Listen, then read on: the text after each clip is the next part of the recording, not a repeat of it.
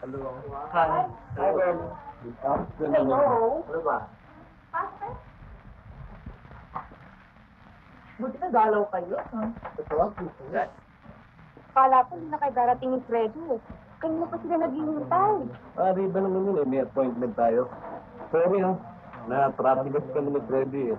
Okay lang. O ano, di tama sabi ko sa'yo. Silang dalawa na talaga. O, hindi ba? Oo na. Hello. Ayan na. Pagkatapos ko naman picture natin sa interview.